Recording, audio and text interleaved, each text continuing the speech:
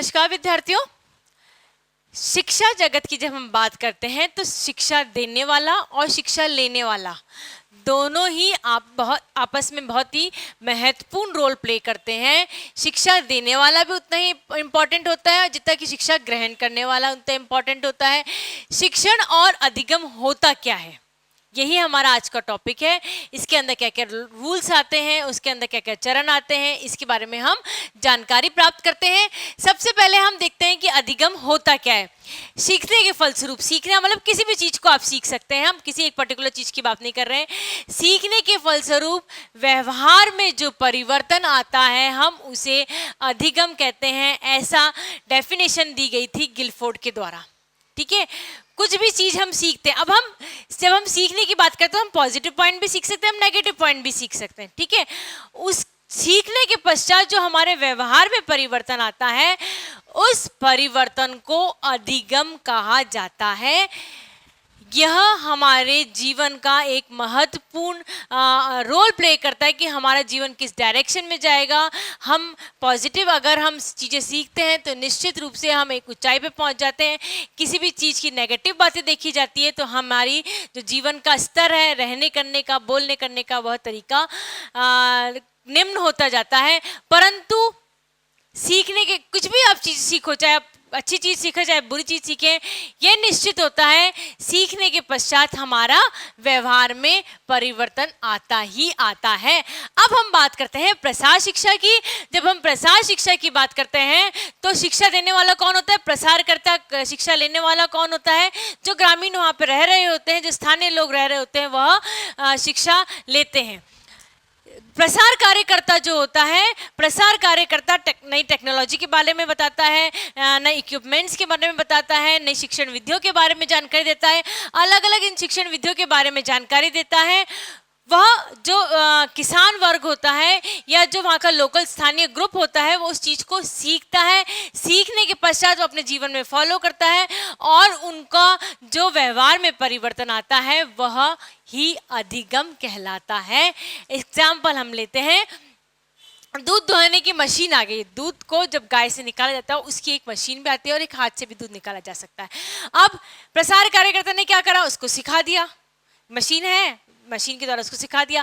दोनों का कंपैरिजन हुआ, हाथ से दूध निकालने के और मशीन की दूध निकालने की अपेक्षा। तो जब कंपैरिजन हो तो देखा गया है कि जो मशीन के द्वारा दूध निकलता है उसमें ज़्यादा साफ सफाई रहती है, क्लीननेस मेंटेन रहती है। क्लीननेस मेंटेन रहने के साथ में ही चूँकि क्लीननेस मेंटेन रहती है, जो बेंडिंग पोजीशन जो लेडी की है, जो फार्मर की होती है, वो पोजीशन भी चेंज हो जाती है।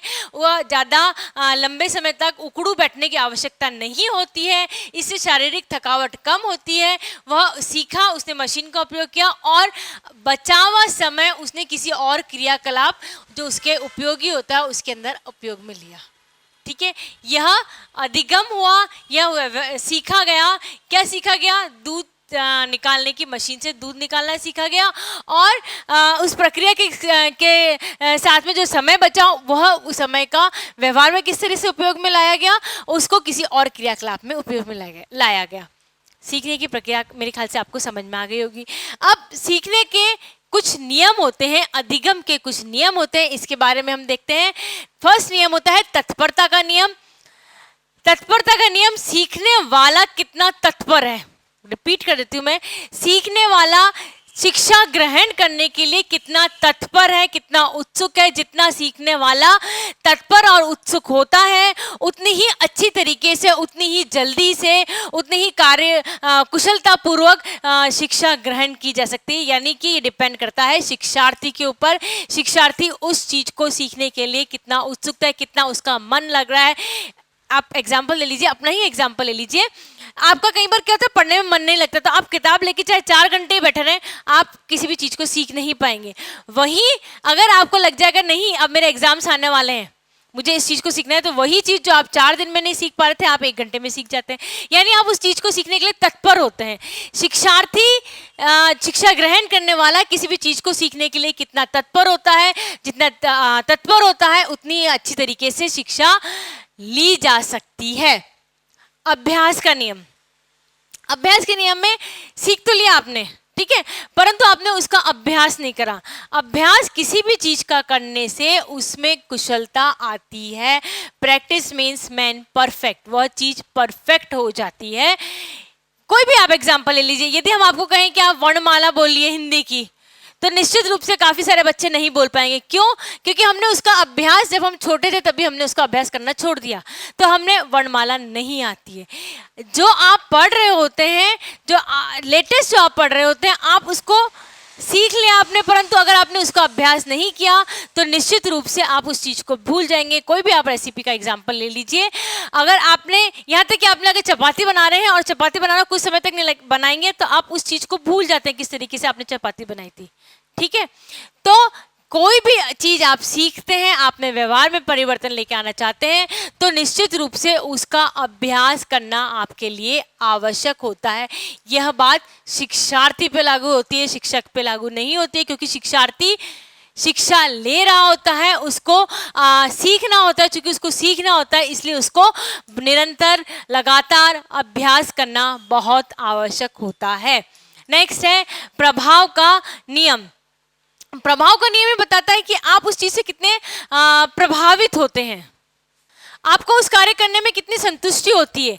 यदि किसी कार्य करने में आपको मानसिक रूप से संतुष्टि मिलती है तो निश्चित रूप से आप उस कार्य को निरंतर करेंगे, लगातार करेंगे, आप उस कार्य का अभ्यास करेंगे। यदि आपको पढ़ने में रुचि नहीं है, तो क्योंकि आपको रुचि नहीं है, वह आपको मानसिक शांति का अनुभव नहीं करा रही है, चूंकि वो आपको मानसिक शांति का अनुभव नहीं करा रही है, तो निश्चित रूप से न तो आप चीज को सीखने के लिए तत्पर होंगे, नहीं आप उसका अभ्यास करेंगे। किसी भी कार्य को, किसी भी चीज को सीखने के लिए, किसी भी तकनीकी ज्ञान लेने के लिए, किसी भी विषय वस्तु का ज्ञान लेने हेतु उसका प्रभाव अवश्य देखना चाहिए कि व्यक्ति उस चीज को सीखने के लिए कितना प्रभावित है, उसको कितनी मानसिक संतुष्टि का अनुभव हो रहा है। किसी भी कार्य करने से यदि मानसिक संतुष्टि का अनुभव होता है तो वह कार्य अच्छी तरीके से जल्दी से सीखा जा सकता है। संबंध का नियम। संबंध का नियम बताता है शिक्षार्थी और शिक्षक के मध्य। कई बार क्या होता है, आपने भी बचपन में नोट किया होगा कि कोई सब्जेक्ट आपको क्यों पसंद नहीं है। वो आपको इसलिए पसंद नहीं होता कि कहीं ना कहीं ऐसा नहीं है कि आपको ये तो हम मानते हैं किसी को किसी चीज में रुचि अधिक होती है, किसी को किसी चीज में रुचि नहीं होती है, परंतु अगर शिक्षार्थी और शिक्षक दोनों के मध्य संबंध अच्छे नहीं है तो अनिश्चित रूप से वह चीज सीखने में डिले होना ही है। क्योंकि शिक्षक का भी यह फर्ज होता है, शिक्षक की भी जिम्मेदारी होती है कि वह अपने जो शिक्षार्थी होते हैं उसे एक बार नहीं समझ में आ रहा, दो बार नहीं समझ में आ रहा, तीन बार नहीं समझ में आ रहा, उसको समझे। और शिक्षार्थी का भी ये धर्म होता है कि वह अपने टीचर को, जो भी सिखाने वाला है, उसको ड्यू रिस्पेक्ट दे। अगर उन दोनों के मध्य, शिक्षार्थी और शिक्षक के मध्य मधुर संबंध है, तो निश्चित रूप से जो भी चीज सिखाई जा रही है वह किसी भी कारण से अच्छी तरीके से, तत्परता से, रुचिकर तरीके से सीखी और सिखाई जा सकती है, बशर्त शिक्षक और शिक्षार्थी के मध्य संबंध अच्छे होना होता है। अब हम बात करते हैं सीखने की कौन कौन सी विधियां होती हैं। सर्वप्रथम है प्रयास एवं त्रुटि के द्वारा। आपने जब चलना सीखा होगा या आपने देखा होगा जब बच्चे चल रहे होते हैं तो किस तरीके से चलते हैं, चलते गिरते, चलते गिरते हैं। कोई भी कार्य करते समय उसका प्रयास करते हैं, फिर हम करके देखते हैं, है ना, हम उस चीज को करके देखते हैं, करने का प्रयास करते हैं। प्रयास में कई बार मिस्टेक्स हो जाती है, उद्देश्य को पूर्ण नहीं हो पाता है। उद्देश्य पूर्ण नहीं हो पाता है तब हम उसका पुनः प्रयास करते हैं, यानी हमारे जो कार्य कर रहे होते हैं उसमें कई तरह से त्रुटि रह जाती है, फिर हम उसका प्रयास करते हैं, फिर त्रुटि रह जाती है, फिर हम प्रयास करते हैं और हमारा एट लास्ट हमारा प्रैक्टिकली हमारा जो कार्य होता है वह अच्छी तरीके से संपूर्ण हो जाता है, हमारा जो उद्देश्य होता है वह पूर्ण हो जाता है। यानी कि प्रयास एवं त्रुटि करके हम सीख सकते हैं। इसका एग्जाम्पल दें, यदि आपको कुछ रेसिपी बनानी नहीं आ रही तो आप एक बार कोई भी एग्जाम्पल ले सकते हैं। आप डोसा बनाने का एग्जाम्पल ले लेते हैं। हम डोसा बनाना नहीं आ रहा, एक बार प्रयास करेंगे, दूसरी बार प्रयास करेंगे, तीसरी बार प्रयास करेंगे, फिर हमें मालूम पड़ जाएगा कि हाँ हमारा गोल पतला था, हमारा गोल मोटा था, हमने जब तवे पे इसको फैलाया तो हमने इस कदर से फैला दिया। इस तरह के बारे में हम जानकारी प्राप्त कर सकते हैं। नेक्स्ट है अवलोकन के द्वारा सीखना। अवलोकन के द्वारा आप अपने पेरेंट्स से किस तरह से सीखते हैं चीज़ें, या अपने टीचर से किस तरीके से सीखते हैं चीज़ें। हम उस चीज़ को देखते हैं, है ना। यूट्यूब एक बहुत अच्छा मेथड होता जा रहा है। आप ये अभी लॉकडाउन के दौरान यूट्यूब पे बहुत सारी रेसिपीज आई, बहुत सारी रेसिपीज हमने देखा और हमने देख के सीख ली।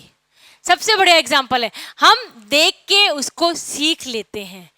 नो डाउट हमें करना तो अवश्य पड़ेगा ही कार्य को। सीखने का मतलब ये नहीं कि आपने देखा और आपको आ गया, हमें उस कार्य का निरंतर अभ्यास करना पड़ेगा, परंतु हम उस चीज को सीखने के लिए तत्पर होते हैं। यही हम कैसे सीखा हमने, पहला हमने प्रयास और त्रुटि के द्वारा सीखा, दूसरा हमने उसको देख देख किसी को हमने बुलाया, हमने उसका कार्य देखा किस तरीके से कार्य हो रहा है, और कार्य देखने के बाद हमने उस कार्य को देख के सीख लिया। तो उस मेथड को बोलते हैं हम अवलोकन के द्वारा सीखना, सूझ के सीखना। सूझ के सीखने का तात्पर्य होता है ये, जब हम किसी विपत्ति में फंस जाते हैं, ठीक है, हम एक कमरे में लॉक हो गए। अब चूंकि हम कमरे में लॉक हो गए तो हमारे दिमाग वर्कआउट करना चालू कर देगा, दिमाग वर्कआउट करना चालू करेगा कि हमें इस कमरे के बाहर निकलना है, किस तरीके से निकल सकते हैं, क्या हम बालकनी के द्वारा निकल सकते हैं, क्या हम खिड़की के द्वारा निकल सकते हैं, क्या कमरे में दूसरा दरवाजा है, क्या हम हमारे फोन का इस्तेमाल करके किसी को आवाज दे के निकल सकते हैं, या हम किसी को जोर से बाहर से आवाज लगाएंगे तो निकल सकते हैं। कोई भी मेथड आप यूज कर सकते हैं। यानी हमने सूझ के द्वारा हमारे दिमाग का इस्तेमाल करा। हम जनरली किसी विपत्ति में फंस जाते हैं तो हम उसके खूब सारे अल्टरनेट ढूंढ लेते हैं कि यही अल्टरनेट है, इस अल्टरनेट में सबसे बेस्ट अल्टरनेट ये है, हमने इस अल्टरनेट का इस्तेमाल करा, और इस अल्टरनेट का इस्तेमाल करने के पश्चात हम सूझ के द्वारा हमने उस चीज़ को सीख लिया कि नहीं यह टेक्निक है, इस टेक्निक के द्वारा ही हम इस आगे बढ़ सकते हैं। नेक्स्ट है अनुकरण के द्वारा सीखना। अनुकरण का तात्पर्य है कि हम कई बार चीजें होती है अनकॉन्शियसली कर लेते हैं। क्यों करते हैं? हो सकता है हमारे पेरेंट्स कर सकते हो सकता है हमारे ग्रैंड पेरेंट्स करते हो सकता है हमारी फ्रेंड्स करते हो सकता है हमारा जो पीयर ग्रुप है वो इस तरह के कार्य करता हो सकता है हमारे टीचर्स हैं वो इस तरह के कार्य करते हैं। यानी कि हमने किसी को देखा, हमारा किसी को आदर्श स्थापित करा हमने, और हमने उस आदर्श को जैसा वो व्यक्ति करता है हमने उसको फॉलो अप करा, हमने उसके कार्य को देखा और हमने उस कार्य को देखते ही हमें तो इस तरीके से ही कार्य करना है। तो वह कार्य हमने किसके द्वारा सीखा? अनुकरण के द्वारा सीखा। ठीक है, जो कार्य, जैसे हम इसका एग्जांपल देते हैं, कोविड-19 के तहत आप सभी लोगों को मास्क लगाना आवश्यक है। ठीक है, बाहर जा रहे हैं, बाहर जाने पर आपने देखा हर समाज का हर व्यक्ति मास्क का उपयोग कर रहा है, सैनिटाइजर का उपयोग कर रहा है। चूंकि हम सभी को करते हुए देख रहे हैं तो हमने भी उस चीज़ का उपयोग में लिया, हमने भी वह चीज़ सीख ली कि हमें घर के बाहर जाना है तो मास्क लगा के, हाथों में सैनिटाइजर लगा के, अपने साथ सैनिटाइजर का साथ में लेकर ही चलना है। हमें कोविड-19 में बार बार हाथ को अवश्य धोना है। वो हमने किसके द्वारा सीखा?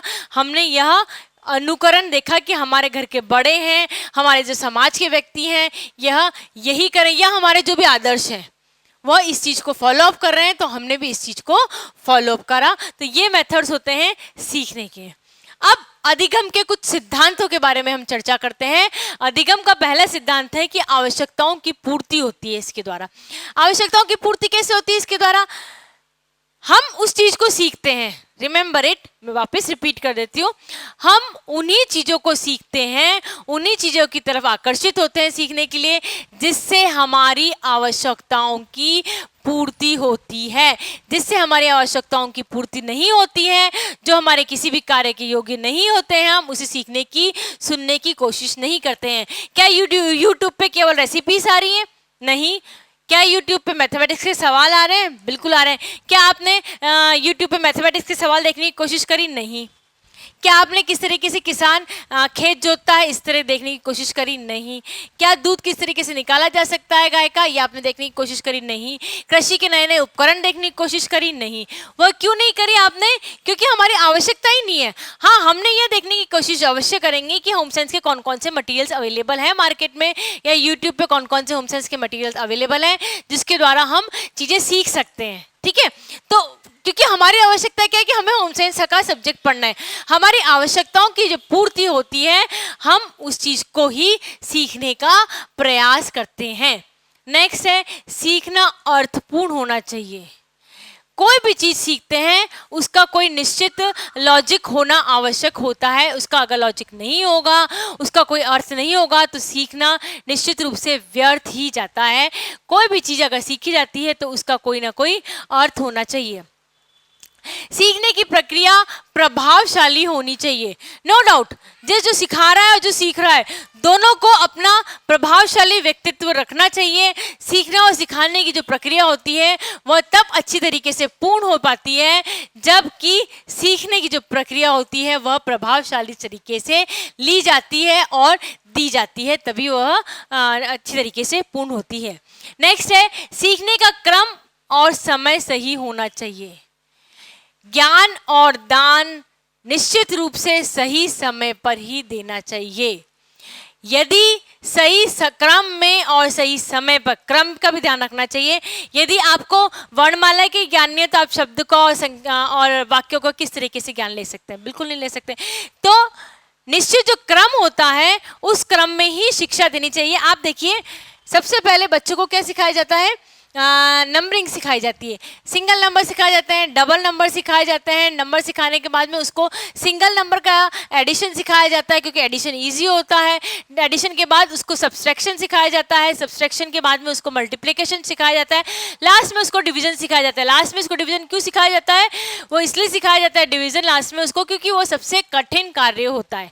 यानी क्रम में चल रहे हैं कि हम ये क्रम कभी भी नहीं तोड़ते कि हम उसको डायरेक्ट डिवीजन पे ले आए, या हम उसको डिवीजन भी सिखा रहे हैं तो वो हम 4 डिजिट का सिखाते हैं डिवीजन नहीं। उसका एक निश्चित क्रम होता है और निश्चित समय होना भी आवश्यकता है।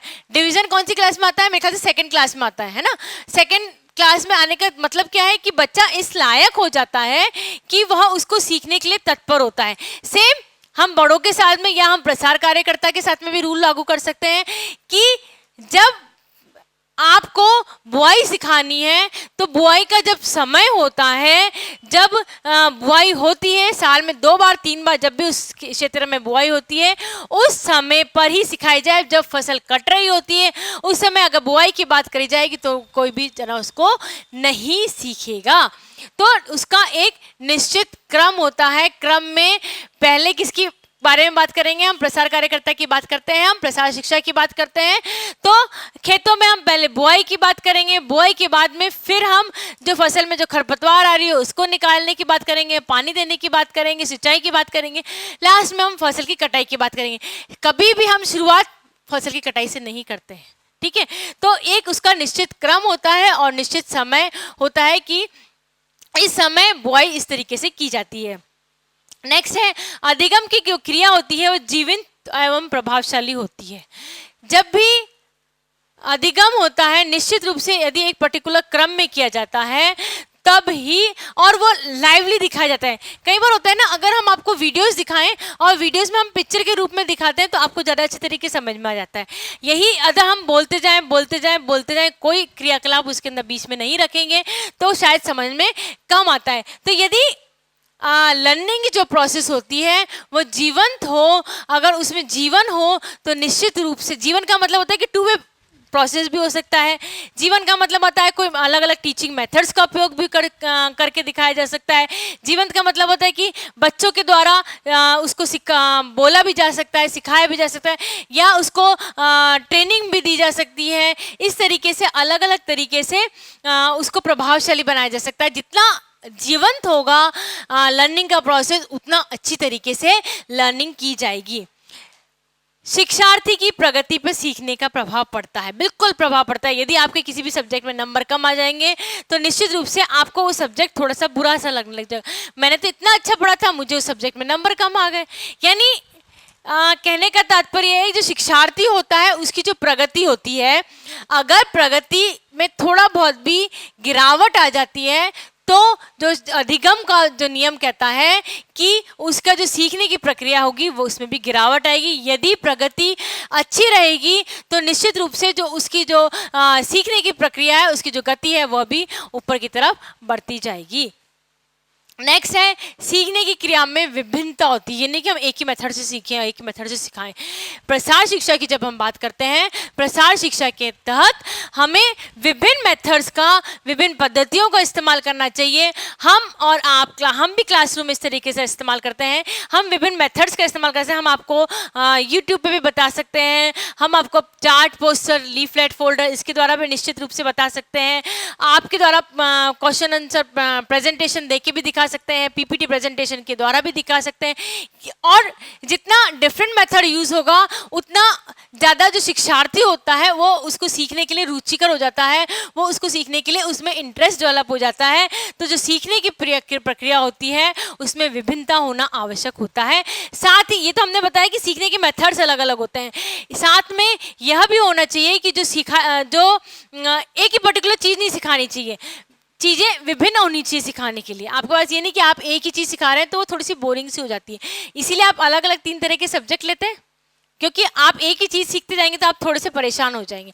हम ये चाहते हैं कि आपका जो ज्ञान हो वह विभिन्न दिशाओं में हो, है ना, इसीलिए अलग अलग सब्जेक्ट का अलग अलग ज्ञान देना आवश्यकता है। ज्ञान लेने वाला में विभिन्नता का होना बहुत आवश्यक होता है। सीखने की प्रक्रिया में यदि विभिन्नता आती है तो निश्चित रूप से सीखने की जो प्रक्रिया है वह उसके जो क्रम होता है उसके अंदर बढ़ोतरी होती ही होती है।